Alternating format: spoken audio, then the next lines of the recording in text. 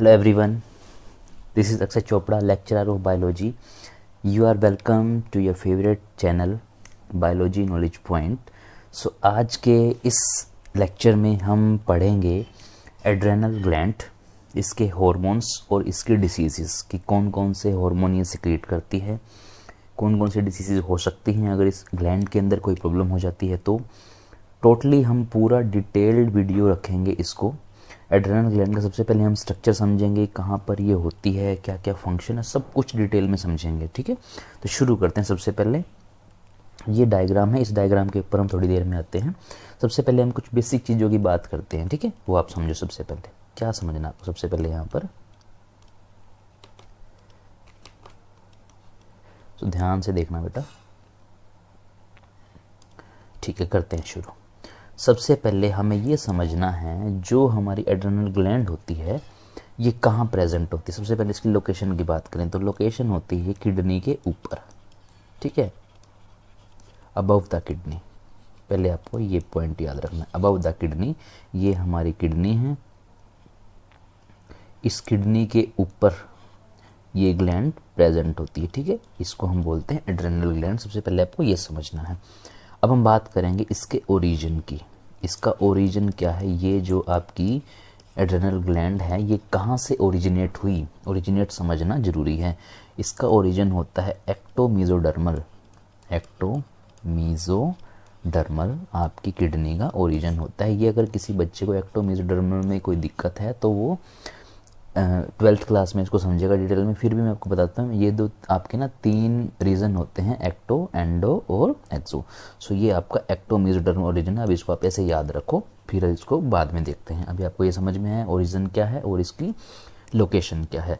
अब हम समझते हैं कि जो इसकी शेप होती है, शेप की अगर बात करें, आपकी जो किडनी की शेप है वो कैसी होती है, तो ये होती है आपकी flat triangular shape. Flat triangular shape की आपकी किडनी होती है, सॉरी फ्लैट ट्रायंगुलर शेप की आपकी ये ग्लैंड होती है। ठीक है, सो ऐसा सा कुछ स्ट्रक्चर होता है आपका। इसका प्रॉपर ट्रायंगल नहीं होता, थोड़ी सी फ्लैट शेप की इसकी शेप होती है। ठीक है, अब हम बात करते हैं आपकी इसके ग्लैंड के पार्ट्स। कौन कौन से पार्ट्स आपको इसको डिवाइड कर सकते हैं, कौन कौन से पार्ट है बेसिकली वो समझेंगे। सो यहाँ पर हम बनाते हैं एक डायग्राम आपकी बेसिक पार्ट्स का। सो कौन कौन से पार्ट आपको देखने को मिलते हैं, बिल्कुल ध्यान से समझना। ठीक है, सो ये मैंने एक स्ट्रक्चर बनाया। अब इस ग्लैंड के अंदर एक और पार्ट होता है, वो आप ध्यान से देखना। ठीक है, यहाँ पर मैंने ये जो स्ट्रक्चर बनाया है, अब इसमें आपको 2 रीजन दिख रहे हैं। एक ये आउटर रीजन दिख रहा है और एक ये अंदर वाला रीजन दिख रहा है। जो आउटर है इसको हम बोलते हैं कॉर्टेक्स, इस रीजन को हम बोलते हैं कॉर्टेक्स रीजन, और अंदर वाले को बोलते हैं मेडुला। Cortex and medulla. और ये दोनों रीजन अपने अलग अलग हार्मोन को रिलीज करते हैं। ठीक है, इनके दोनों के हमें हार्मोन पढ़ने हैं, कौन कौन से हार्मोन ये रिलीज करते हैं। सो दोनों के हार्मोन अलग अलग होंगे। सो इस तरीके से आपके इस किडनी के, उसके एड्रेनल ग्लैंड के 2 पार्ट होते हैं। ठीक है, अब इस डायग्राम पे आओ। मैंने आपको बताया ये आपकी किडनी है, किडनी के ऊपर ये आपकी एड्रेनल ग्लैंड है। ठीक है, एड्रेनल ग्लैंड के मैंने आपको 2 पार्ट बताए। एक मैंने बताया आउटर पार्ट को कॉर्टेक्स और अंदर वाले को मैंने बताया मेडुला। आपको ये चीज़ समझ में आई होंगी। और इसके ऊपर एक कवरिंग होती है, इसको हम बोलते हैं कैप्सूल। इस ग्लैंड के ऊपर एक कवरिंग है, इसको आपको कैप्सूल बोलना है। और इसके अंदर ब्लड वेसल्स होती हैं जिसके अंदर आपका ब्लड मूव करता है। इतनी इन्फॉर्मेशन आपको समझ में आई होगी, होप। अब हम बात करते हैं कि ये किस तरीके से आपकी जो ये ग्लैंड है किस तरीके से हार्मोन को सिक्रीट करती है। सो बिल्कुल आराम से जीरो से समझाऊंगा मैं आपको एक चीज़, तो ध्यान से देखते जाओ। ये है बेटा हाइपोथैलेमस। ठीक है, हाइपोथैलेमस के साथ मैंने ये जोड़ दिया इसके पास पिट्यूटरी ग्लैंड। ठीक है, ये दिस इज हाइपोथैलेमस और ये आपका पिट्यूटरी ग्लैंड, इसको हम हाइपोथैलेमस बोलते हैं, हाइपोथैलेमस। और ये आपकी है पिट्यूटरी ग्लैंड। सो आपको जब मैंने हार्मोन पढ़ाए थे पिट्यूटरी ग्लैंड के और हाइपोथैलेमस के, मैंने आपको एक हार्मोन पढ़ाया था CTH। ठीक है, इसको हम बोलते हैं कोर्टिकोट्रोपिक हार्मोन। ठीक है, अब यहाँ से जो हार्मोन रिलीज होगा, जो आपका पिट्यूटरी ग्लैंड होती है, सो यहाँ से एक हार्मोन जिसको बोलते हैं आप ACTH एच, ठीक है। ACTH की फुल फॉर्म क्या आती है पहले वो समझो। इसकी फुल फॉर्म होती है एडिनो कोर्टिकोट्रोपिक हार्मोन, ठीक है। ट्रोपिक जब वर्ड जहाँ पर आता है इसका मतलब क्या है, कुछ ना कुछ रिलीज़ करा रहे हैं। मैंने आपको ये भी टर्म बताया था, ये वर्ड जहाँ पर आएगा वहाँ का मतलब होता है कि वहाँ पे कोई ना कोई हम रिलीज़ करा रहे हैं।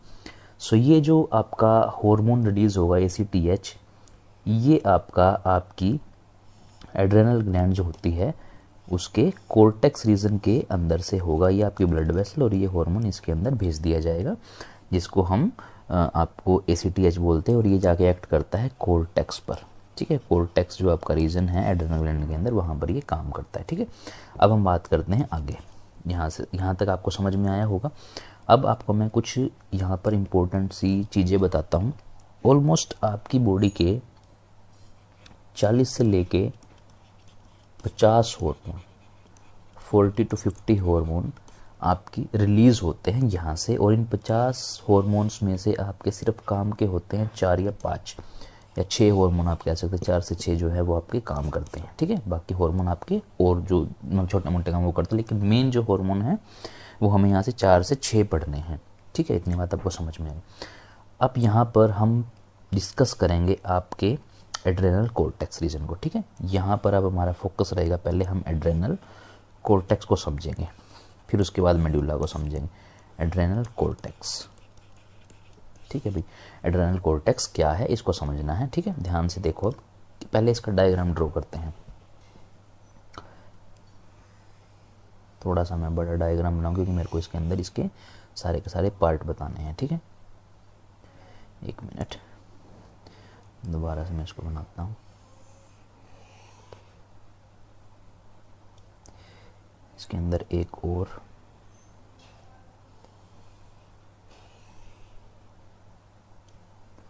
सो आपको इसी तरीके से ये सारे पार्ट बनाने हैं जैसे मैं बना रहा हूँ, ठीक है। एक लास्ट और हम बनाएंगे इसके अंदर बिल्कुल छोटा सा, जिसको हम बाद में डिस्कस करेंगे। सो यहाँ पर मैंने यहाँ कुछ ना जोन बनाए हैं इस ग्लैंड के, ठीक है। एड्रेनल जो ग्लैंड है आपकी, एड्रेनल ग्लैंड का भी हम कोर्टेक्स रीजन जो है उसको समझेंगे। कोर्टेक्स रीजन के अंदर आपके टोटल जो है 3 आपको पार्ट पढ़ने हैं, ठीक है। इसके 3 पार्ट होते हैं। ये है आपका नंबर 1, ये है आपका दूसरा, और इसके अंदर है ये आपका तीसरा। सो ये तीनों के तीनों पार्ट यहाँ से लेके यहाँ तक ये आपके कोर्टेक्स रीजन के पार्ट हैं, कोर्टेक्स जोन है बेसिकली, और ये इसके अंदर आपका मेडुला रीजन है, ठीक है। आई होप आपको ये चीज़ समझ में आई होगी। 3 पार्ट इसके कोर्टेक्स के जोन है और एक आपका मेडुला। पहले मैंने आपको ये बताया कि कोर्टेक्स और मेडुला होता है। अब कोर्टेक्स के 3 रीजन मैंने यहाँ पर दिखा दिए, बेसिकली 3 लेयर्स जिसको आप जोन बोलते हैं, कोर्टेक्स जोन। ये 3 होते हैं आपके, फर्स्ट, सेकंड और थर्ड। अब एक एक करके तीनों का मैं नाम लिखता हूँ और समझते जाते हैं तीनों में क्या क्या फ़र्क है, ठीक है। सबसे पहले आपका जो फर्स्ट जो आपका जो ये जोन है इसको हम बोलते हैं जोना। बिल्कुल ध्यान से लिखते जाओ और नोट्स में समझते जाओ क्या क्या हम चीज़ पढ़ रहे हैं। जोना ग्लोमेरुलोसा, जोना ग्लोमेरुलोसा, ठीक है, फर्स्ट। अब हम बात करते हैं सेकंड पार्ट की। सेकंड पार्ट को हम बोलते हैं जोना फेसिकुलेटा, फेसिकुलेटा, ठीक है। And third zone is called as zona reticulata, zona reticulata, ठीक है। तो ये आपके 3 जोन होते हैं कोर्टेक्स के, जिनको मैंने आपको डायग्राम के साथ समझाया। और ये आपका लास्ट जो आपका मेडुला होता है, ये मैंने इस साइड दिखा दिया आपको, ठीक है, लेफ्ट साइड।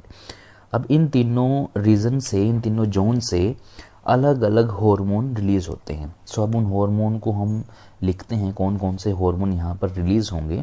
जो जोना आपका ग्लोमेरुलोसा है, यहाँ पर आपका सबसे पहले जो रिलीज होगा उसको बोलते हैं मिनरेलो कोर्टिकोइड, कोर्टिकोइड्स। मिनरेलो कोर्टिकोइड्स यहाँ से रिलीज होंगे और जो हार्मोन होगा उसको हम बोलते हैं एल्डोस्टेरोन।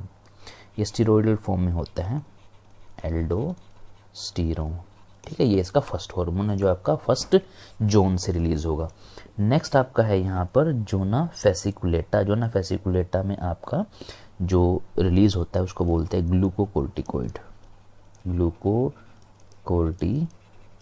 ग्लूकोकोर्टिकोइड्स रिलीज होंगे जिसको हम कोर्टिसोल्स बोलते हैं। कोर्टिसोल हार्मोन बोला जाता है इसको बेसिकली,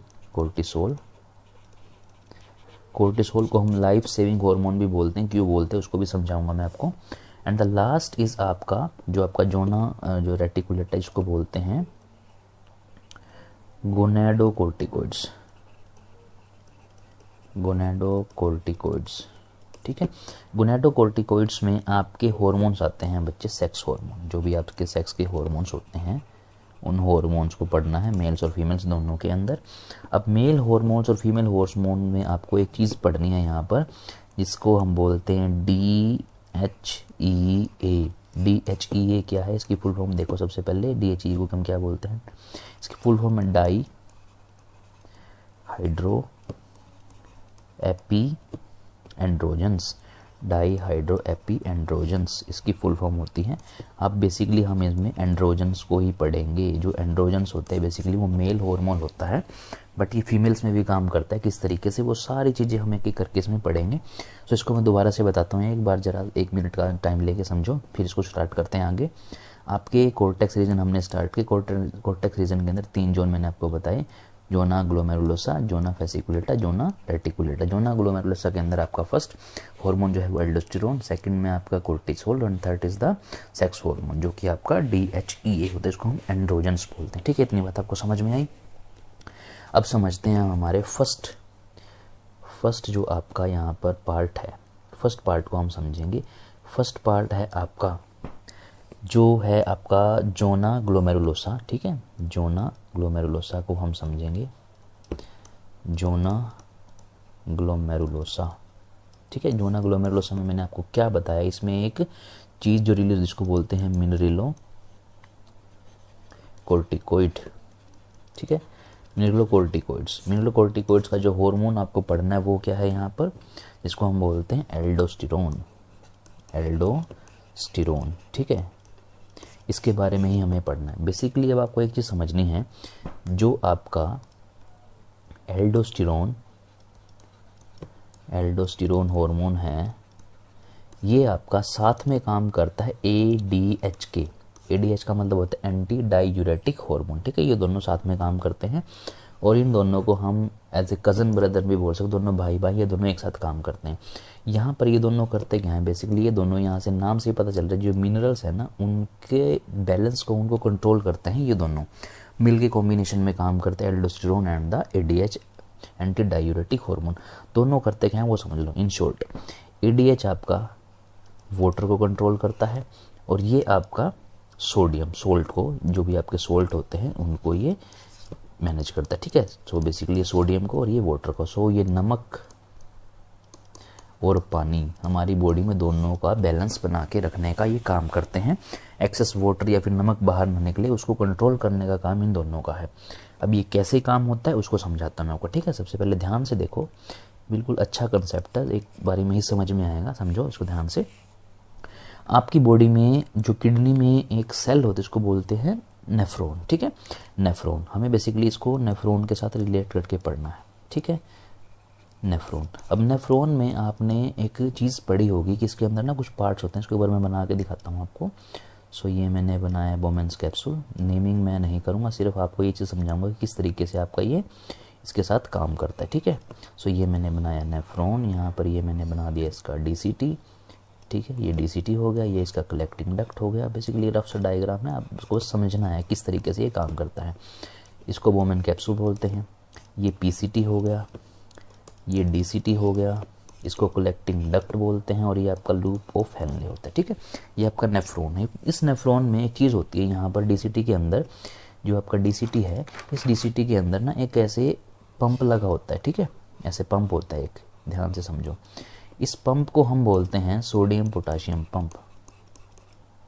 ये पंप है सोडियम पोटाशियम पंप।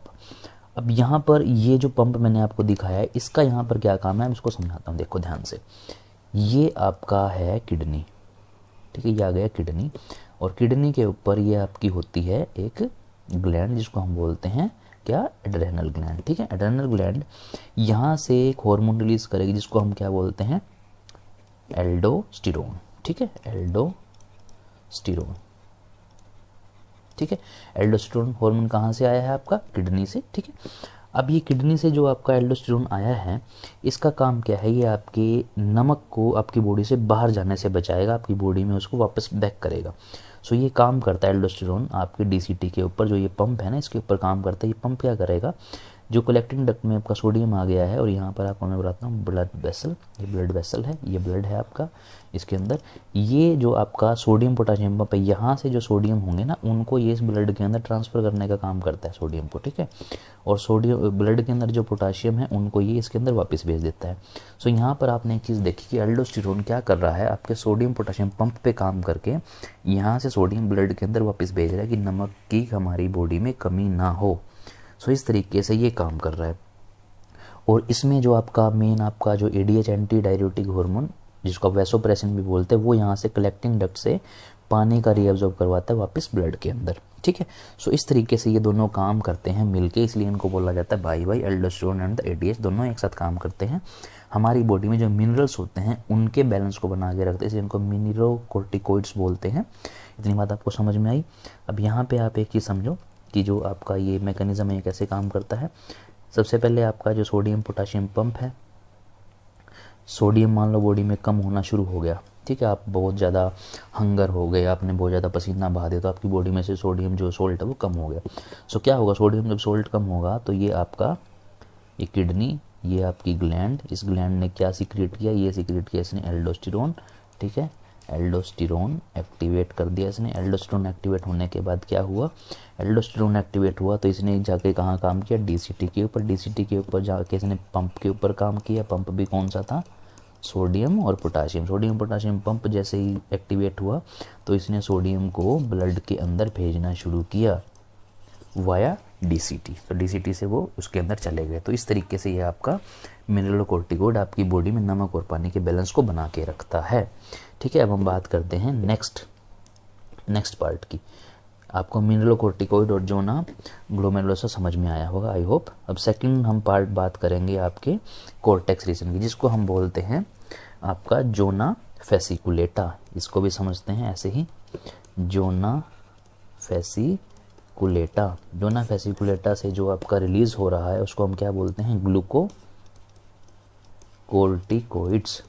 ग्लूकोकोर्टिकोइड्स बोलते हैं। और ये आपका हार्मोन रिलीज करता है कोर्टिसोल। ठीक है, कोर्टिसोल जिसको हम लाइफ सेविंग हार्मोन भी बोलते हैं। क्यों बोलते हैं अभी समझाता हूँ। तो यहाँ पर आपको एक वर्ड दिख रहा है ग्लूकोज। बेसिकली ये ग्लूकोज को जो लेवल है आपकी ग्लूकोज का आपकी बॉडी में उसको मेंटेन करने का काम करता है जोना फेसिकुलेटा और ग्लूकोकोर्टिकोइड्स, जो कि आपका कोर्टिसोल हार्मोन रिलीज करके होता है। अब कोर्टिसोल को हम लाइफ सेविंग हार्मोन क्यों बोलते हैं, क्योंकि देखो ध्यान से, जो आपका ये कोर्टिसोल होता है, ठीक है, कोर्टिसोल को हम बोलते हैं क्या, life saving hormone. Life saving hormone बोला जाता है इसको। क्यों बोला जाता है, क्योंकि ना सुनो ध्यान से, it will work when body is under stress. इस लाइन से आप समझ गए होंगे मैं क्या कहना चाह रहा हूँ कि कोर्टिसोल हार्मोन आपका तब रिलीज होता है बॉडी से जब आपकी बॉडी में स्ट्रेस लेवल बढ़ जाता है, जब आपकी बॉडी के ऊपर प्रेशर आता है, स्ट्रेस आता है, तब आपका कोर्टिसोल हार्मोन रिलीज होता है। तो ये स्ट्रेस कैसा भी हो सकता है, आपका पढ़ाई का स्ट्रेस हो सकता है, आपकी बॉडी के ऊपर कोई इमोशनल स्ट्रेस हो सकता है। तो उस सिचुएशन में क्या होगा, कोर्टिसोल हार्मोन रिलीज होगा और वो क्या करता है, आपकी बॉडी में जो ग्लूकोज का लेवल है उसको बढ़ा देता है ताकि आपकी बॉडी में जो काम होना है, जो एनर्जी चाहिए वो काम हो सके। सो यहाँ पर ये कोर्टिसोल क्या करता है, आपका जो ब्लड ग्लूकोज लेवल होता है, ब्लड ग्लूकोज लेवल को इंक्रीज कर देता है, बढ़ा देता है, इंक्रीज करता है। ठीक है, इंक्रीज करता है किसको, ब्लड ग्लूकोज लेवल को। कौन, कोर्टिसोल हार्मोन। कहाँ से, आपके एड्रेनल ग्लैंड के सेकंड जोन से, जो कि आपका कौन सा है, आपका है जोना फेसिकुलेटा। ठीक है, उसके बाद ये कैसे और क्या क्या कर सकता है, ये देखो कोर्टिसोल हार्मोन क्या क्या करता है। अब यहाँ पर मैं एक स्ट्रक्चर बना रहा हूँ, आई होप आप वो स्ट्रक्चर देखते ही समझ जाएंगे मैंने ये क्या बनाया है। सो यहाँ पर मैंने ये एक, आई होप आपको ये समझ में आएगा मैंने क्या बनाया। ये है आपका एक लीवर, ये लीवर की स्ट्रक्चर है। आप अगर नीट के बच्चे आपको समझ में आई होगी ये बनाते ही। लीवर के अंदर क्या स्टोर होता है, लीवर के अंदर स्टोर होता है ग्लाइकोजन, ठीक है। अब कैसे ये ग्लूकोज लेवल को बढ़ाता है वो समझ रहे हैं हम। सो ग्लूकोज आपके, ग्लाइकोजन आपके लीवर के अंदर स्टोर रहता है। सो क्या करता है ये कोर्टिसोल, ये कोर्टिसोल इस ग्लूकोज को कन्वर्ट, इस ग्लाइकोजन को कन्वर्ट करता है ग्लूकोज के अंदर, ठीक है। और उस प्रोसेस को हम बोलते हैं ग्लाइकोजिनोलाइसिस। प्रोसेस को क्या बोला जाता है, ग्लाइकोजिनोलाइसिस, ठीक है, ग्लाइकोजिनोलाइसिस इस प्रोसेस को बोला जाता है। सो ये कैसे होता है अभी आप समझेंगे कि जो आपका कोर्टिसोल होता है, जब आपकी बॉडी में एनर्जी की कमी हो जाती है, एटीपी कम हो जाता है, तो ये कोर्टिसोल जाता है लीवर के पास और लीवर से ग्लाइकोजन को कन्वर्ट करता है ग्लूकोज के अंदर और इस ग्लूकोज को ये ट्रांसफ़र करता है आपकी ब्लड वेसल के अंदर। ये आपके ब्लड के अंदर चला गया, ठीक है, ब्लड वेसल के अंदर ये गया और ब्लड से ये पहुंच जाता है आपके सेल्स के पास, ठीक है, जहां पर भी इसकी नीड होगी। तो इस तरीके से ये आपका ग्लाइकोजन को कन्वर्ट करता है ग्लूकोज में और ब्लड ग्लूकोज लेवल को बढ़ाता है आपके ब्लड के अंदर। और ये क्या कर सकता है, और ये आपका फैट को भी तोड़ सकता है, फैट को ये तोड़ देता है आपका ग्लूकोज के अंदर, ठीक है, जिसको हम बोलते हैं फैट से ग्लूकोज बनने की प्रोसेस को हम बोलते हैं ग्लूकोनियोजेनेसिस, ग्लूकोनियोजेनेसिस, ठीक है। ये होती है प्रोसेस जिसमें आप फैट के मॉलिक्यूल को ग्लूकोज में करना। ये फैट कहाँ पर है, ये फैट भी आपके इस लीवर के अंदर ही होते हैं जिनको तोड़ के ग्लूकोज में कन्वर्ट कर देता है ये आपका कोर्टिसोल, ठीक है। इतनी बात आपको समझ में आई। अब यहाँ पर आपको ये सारी चीज़ें समझ में आने के बाद आपको एक पॉइंट यहाँ पर याद रखना है कि और क्या करता है ये आपका करता है, इट इनहिबिट, लिखते रहो साथ साथ note, it inhibit cellular Uptake of amino acid. जो अमाइनो एसिड होते हैं, जो प्रोटीन होते हैं, उनका अपटेक इनहिबिट करता है ये, ब्लड के अंदर नहीं जाने देता। अगर वो चले जाएंगे तो जो आपका ग्लूकोज है वो ब्लड में फैल नहीं पाएगा प्रॉपर तरीके से। तो यहाँ पर प्रोटीन की कोई ज़रूरत नहीं होती, यहाँ पर आपका ग्लूकोज चाहिए होता है, तो इसलिए ये आपका इनहिबिट करता है अमाइनो एसिड, प्रोटीन को रोक देता है, बाकी ग्लूकोज को ये आगे ट्रांसफ़र करता है, ठीक है। नेक्स्ट क्या होगा, ये एक इम्यूनो सप्रेसेंट की तरह काम करता है। अब ये इम्यूनो सप्रेसेंट क्या होता है, इम्यूनो सप्रेसेंट का मतलब होता है WBCs के नंबर को कम करना। अब इसको थोड़ा सा आपको डिटेल में समझना ये कैसे है और क्यों इसका हम काम करते हैं। देखो, जब भी कोई बॉडी है, मान लो ये कोई बॉडी है, इस बॉडी के अंदर हमें कोई ऑर्गन ट्रांसप्लांट करना है, ठीक है, ऑर्गन का ट्रांसप्लांटेशन करना है।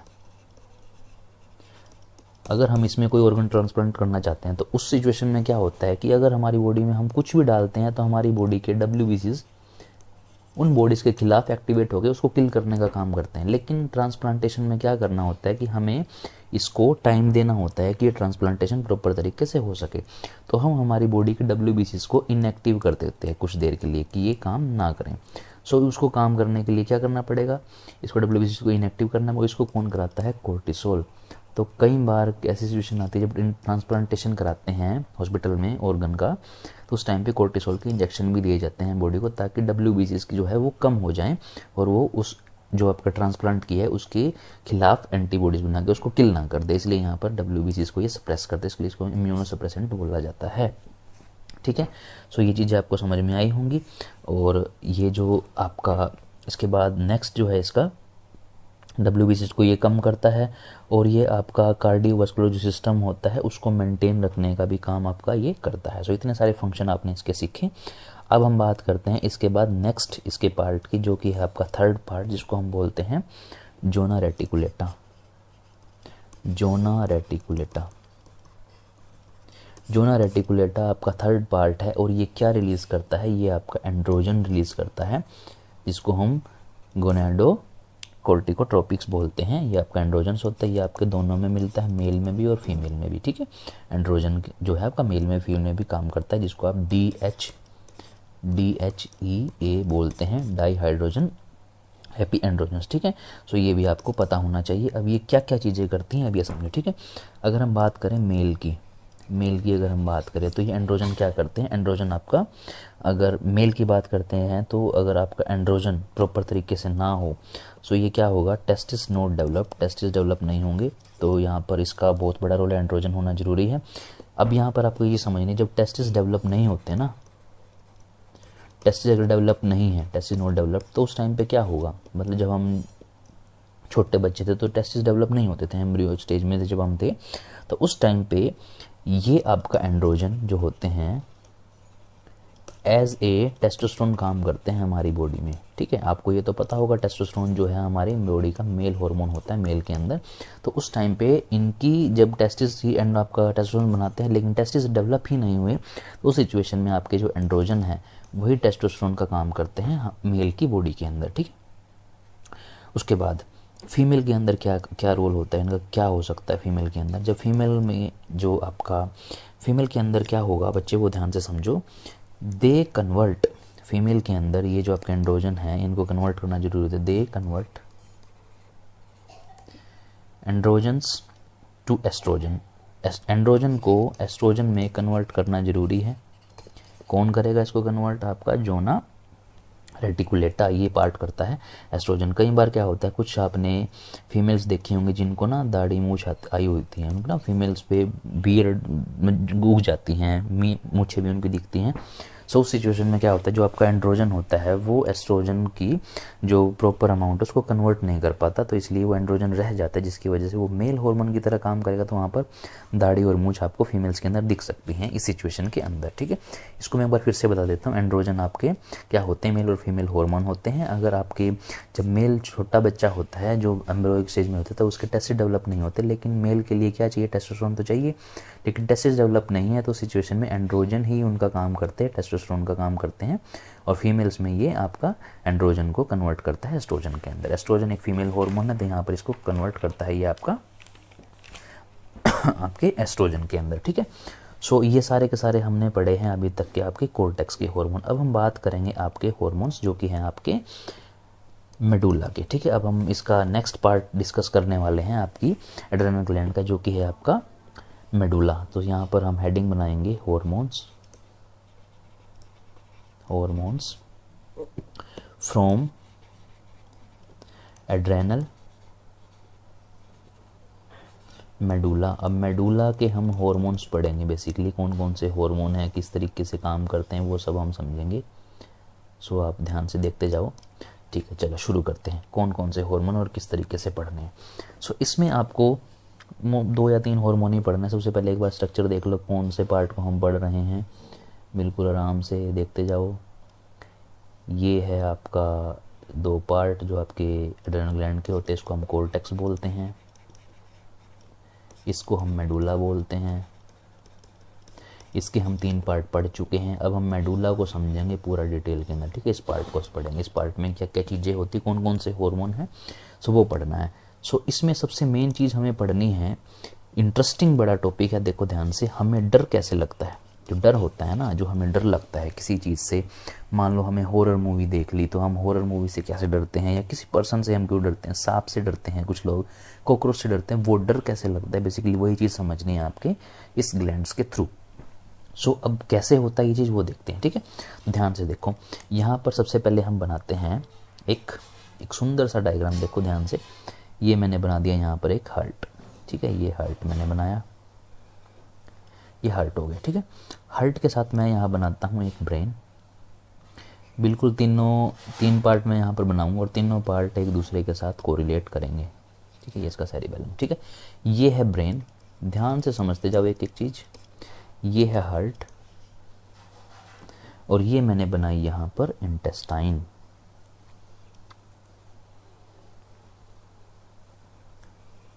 ठीक है, ये मैंने बना दी यहाँ पर लार्ज इंटेस्टाइन और ये हो गई इसके अंदर स्मॉल इंटेस्टाइन। ठीक है, ये है इंटेस्टाइन, ध्यान से बिल्कुल समझते जाओ, एक एक चीज़ समझ में आएगी। ये इंटेस्टाइन, ये हार्ट और ये ब्रेन। अब ये तीनों का क्या सिस्टम है वो समझो आप। इससे पहले आपको एक चीज़ समझनी है जिसको हम बोलते हैं sympathetic nervous system and the parasympathetic nervous system. पहले वो चीज़ समझ लो यहाँ से। एक होता है sympathetic nervous system, sympathetic nervous system. ठीक है,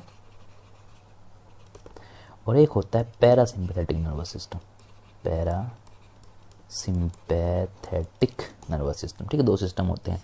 जब मैंने ये स्टार्ट कराया था तो मैंने आपको पिछले चैप्टर में बताया था, सिंपैथेटिक वो सिस्टम होते हैं जो आपके एक्साइटमेंट में काम करते हैं, ठीक है।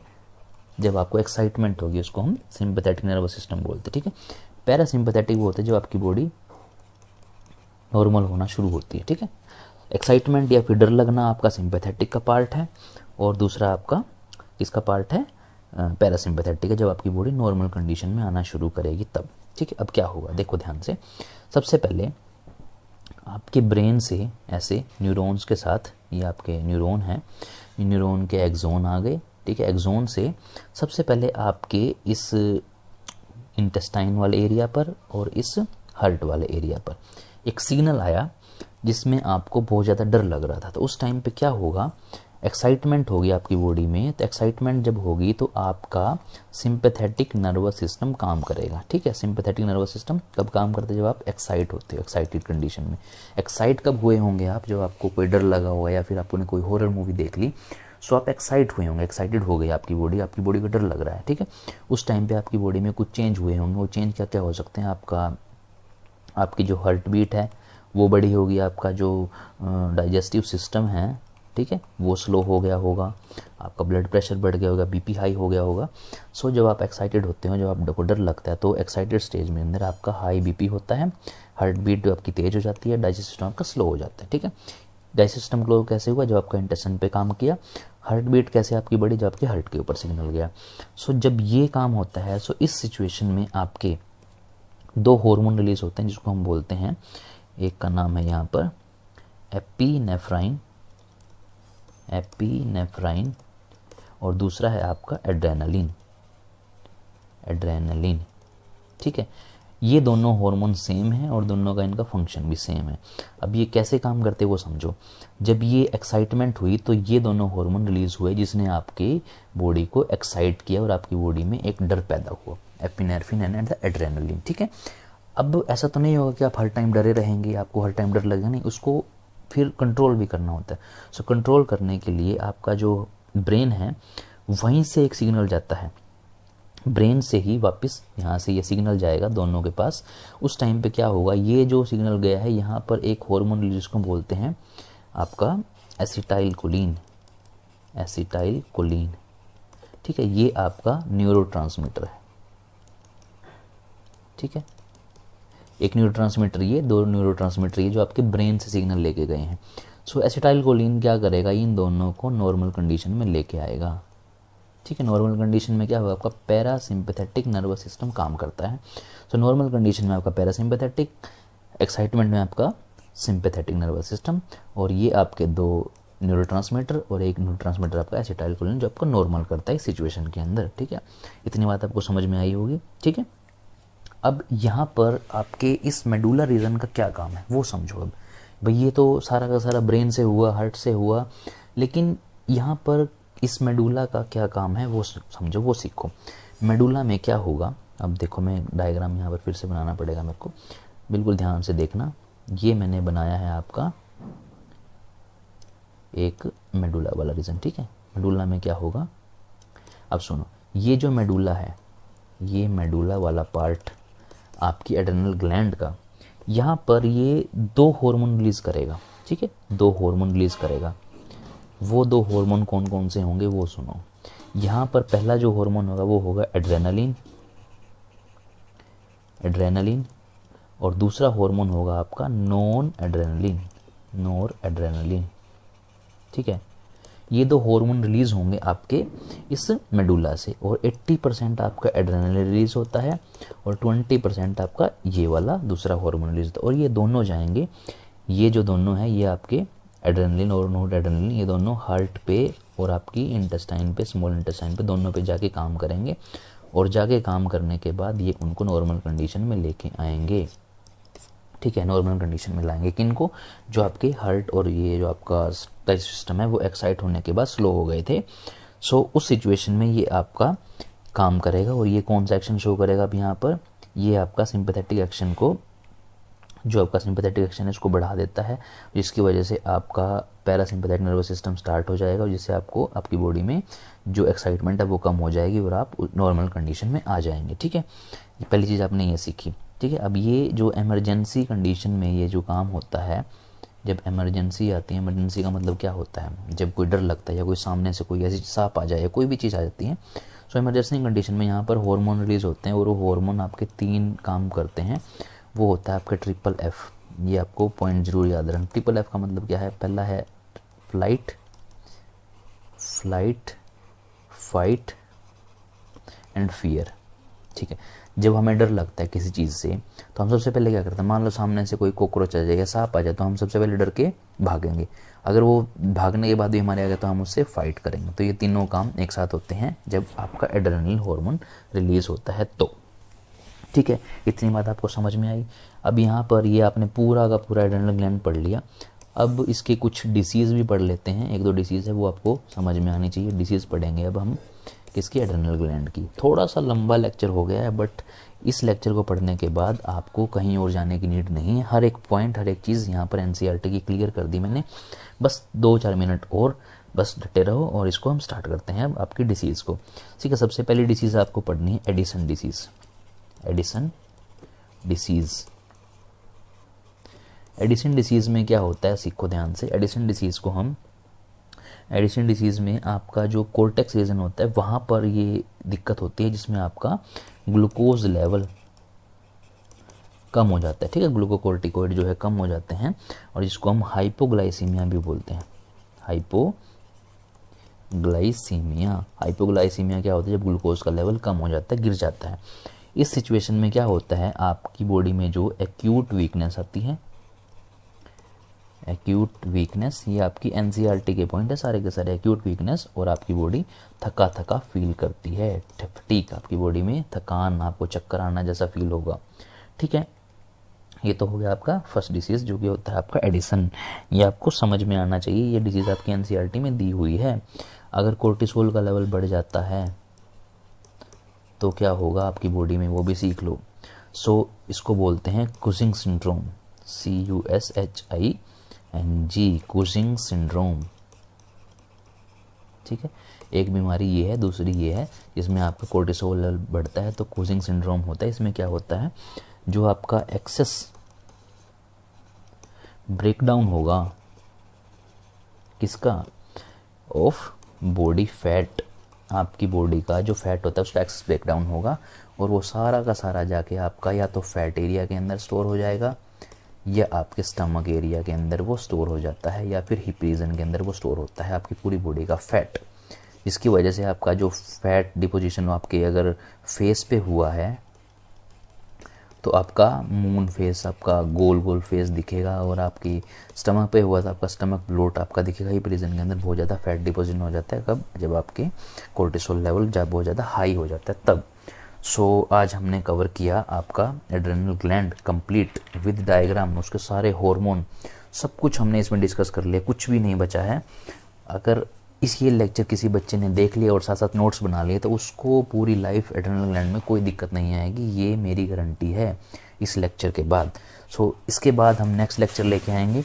सो इस लेक्चर में इतना ही, मिलते हैं नेक्स्ट लेक्चर में। थैंक यू सो मच, बने रहें और आप सीखते रहें। Thank you so much.